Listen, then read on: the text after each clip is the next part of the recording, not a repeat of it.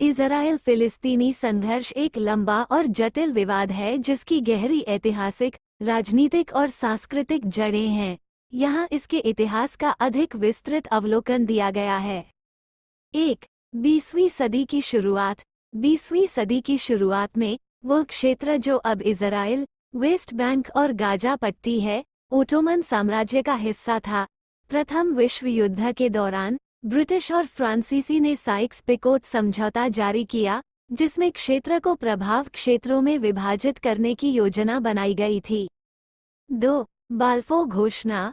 1917 में ब्रिटिश सरकार ने बाल्फोर घोषणा जारी की, जिसमें फिलिस्तीन में यहूदी लोगों के लिए राष्ट्रीय घर की स्थापना के लिए समर्थन व्यक्त किया गया।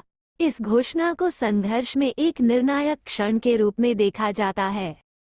3. ब्रिटिश जनादेश। प्रथम विश्व युद्ध के बाद राष्ट्रसंघ ने ब्रिटेन को फिलिस्तीन पर शासन करने का जनादेश दिया। इस अवधि के दौरान यहूदी आप्रवासियों और अरब आबादी के बीच तनाव बढ़ गया। 4. संयुक्त राष्ट्र विभाजन योजना। 1947। संयुक्त राष्ट्र ने 1947 में फिलिस्तीन को अलग अलग यहूदी और अरब राज्यों में विभाजित करने के लिए एक विभाजन योजना प्रस्तावित की, जिसमें यरूशलेम को अंतर्राष्ट्रीय प्रशासन के अधीन रखा गया।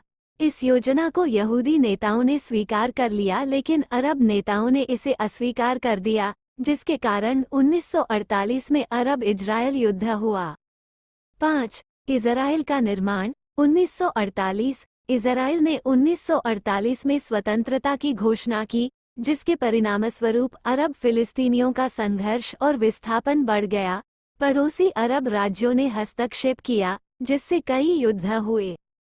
6. कब्जा और संघर्ष। 1967 के 6 दिवसीय युद्ध के परिणामस्वरूप इजराइल ने वेस्ट बैंक, पूर्वी यरूशलेम और गाजा पट्टी पर कब्जा कर लिया। इन क्षेत्रों पर कब्जा विवाद का एक प्रमुख मुद्दा बना हुआ है। 7. शांति प्रयास। शांति वार्ता के कई प्रयास हुए हैं, जिनमें कैंप डेविड समझौते, ओस्लो समझौते और अन्नापोलिस सम्मेलन शामिल हैं। हालांकि एक व्यापक शांति समझौता मायावी बना हुआ है।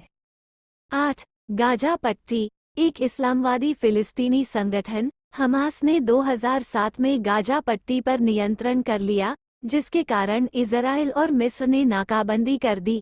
इसके परिणामस्वरूप समय समय पर संघर्ष और मानवीय संकट उत्पन्न हुए हैं। 9. बस्तियां।